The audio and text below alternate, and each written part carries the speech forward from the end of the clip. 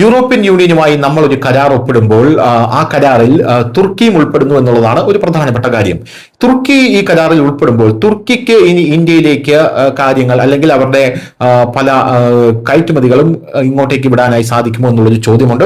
തുർക്കി എന്ന് പറയുന്നത് ഇന്ത്യയുടെ ശത്രു രാജ്യമാണ്. പക്ഷെ ഇപ്പോൾ യൂറോപ്യൻ യൂണിയന്റെ FTA വ്യവസ്ഥകൾ പ്രകാരം തുർക്കിയെ ഇന്ത്യയിലേക്ക് കയറ്റുമതി ചെയ്യാൻ അനുവദിക്കുന്നില്ല എന്നുള്ളതാണ് നമ്മൾ മനസ്സിലാക്കേണ്ട ഒരു കാര്യം. ഇന്ത്യയുമായിട്ടുള്ള യൂറോപ്യൻ യൂണിയന്റെ സ്വതന്ത്ര വ്യാപാര കരാറിലെ വ്യവസ്ഥകൾ പ്രയോജനപ്പെടുത്തി തുർക്കിക്ക് ന്യൂഡൽഹിയിലേക്ക് സാധനങ്ങൾ കയറ്റുമതി ചെയ്യാൻ കഴിയില്ലെന്ന് ബുധനാഴ്ച കൃത്യമായി നമ്മുടെ രാജ്യം അറിയിച്ചിട്ടുണ്ട്. അങ്കാറ ഇസ്ലാമാബാദിനെ പിന്തുണയ്ക്കുകയും മെയ് മാസത്തിൽ ഓപ്പറേഷൻ സിന്ദൂറിന്റെ കീഴിൽ പാകിസ്ഥാനിലെ ഭീകര ക്യാമ്പുകളിൽ ഇന്ത്യ നടത്തിയ ആക്രമണത്തെ അപലപിക്കുകയും ചെയ്തതോടെ തുർക്കിയുമായുള്ള ഇന്ത്യയുടെ ബന്ധം നിലവിൽ വഷളായിരിക്കുകയാണ്. തുർക്കിക്ക് ഇന്ത്യയിലേക്ക് FTA നിബന്ധനകളിൽ സാധനം അയക്കാൻ കഴിയില്ല എന്ന് ഉദ്യോഗസ്ഥർ പറഞ്ഞു. ഇന്ത്യയും യൂറോപ്യൻ യൂണിയനും ചൊവ്വാഴ്ച FTAക്കുള്ള ചർച്ചകൾ അവസാനിച്ചതായി പ്രഖ്യാപിച്ചു.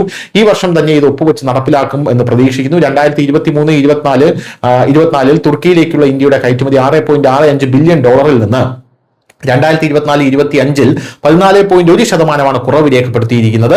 2024-25 ഇറക്കുമതി 20.8% ഇടിഞ്ഞ് ഏകദേശം $3 ബില്യൺ എത്തിയിരിക്കുന്നു. 2023-24 ഇന്ത്യയുടെ മൊത്തം കയറ്റുമതിയായിട്ടുള്ള $437 ബില്യൺ ഏകദേശം 1.3% മാത്രമാണിത്. തുർക്കിയിലേക്കുള്ള ഇന്ത്യയുടെ കയറ്റുമതിയിൽ ധാതു ഇന്ധനങ്ങളും എണ്ണയും ഉൾപ്പെടുന്നു. വൈദ്യുത യന്ത്രങ്ങളും ഉപകരണങ്ങളും ഓട്ടോയും ഭാഗങ്ങളും ജൈവരാസവസ്തുക്കൾ ഫാർമ ഉൽപ്പന്നങ്ങൾ ടാനിങ് ഡൈയിങ് ഇനങ്ങൾ പ്ലാസ്റ്റിക് റബ്ബർ കോട്ടൺ മനുഷ്യ നിർബന്ധ നാരുകളും ഫിലമെന്റുകളും ഇരുമ്പ് ഉരുക്ക് എന്നിവയും ഉൾപ്പെടുന്നുണ്ട്. News desk Malayalam.